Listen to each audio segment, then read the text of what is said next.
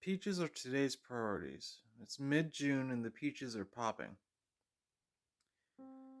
Today's plan is to pick, process, and dry our harvest. Timing a harvest is key. You have to pick them before the bugs get to them. Like this. So I like to pick them slightly unripe and let them ripen on the countertop. But you'll have to check them every day and make sure they aren't rotting. This tree is about 15 years old. We've had several small harvests before, but this is the first major harvest we've had.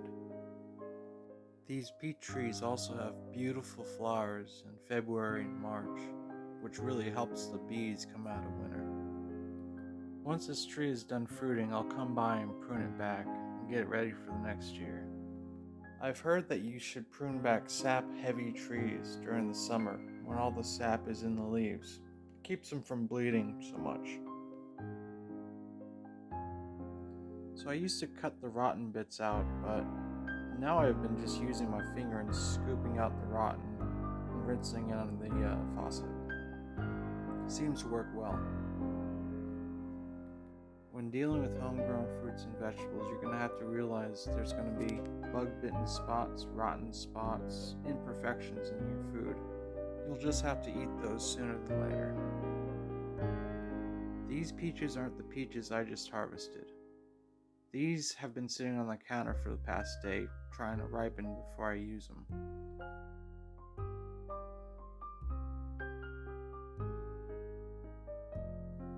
Some of these seeds, or stones as some people call them, will be planted, and hopefully there'll be a tree that I can harvest in 15 years.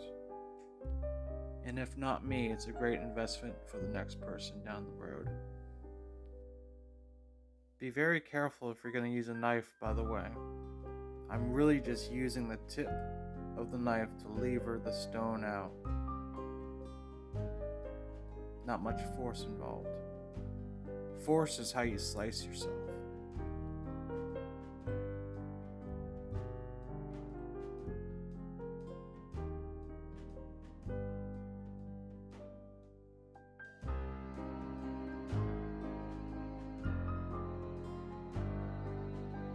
I have an apple slicer that works great with apples and pears when doing this, but unfortunately the stones in the peaches prevent the core from working properly, so I have to cut these by hand. 1/8 inch to 1/4 inch slices work great for me. I find anything thicker takes a very long time to dry. Once you get into the groove, it's almost like a Zen state, meditation or concentration.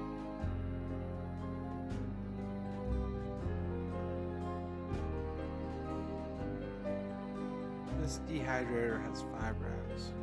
It holds quite a few peaches.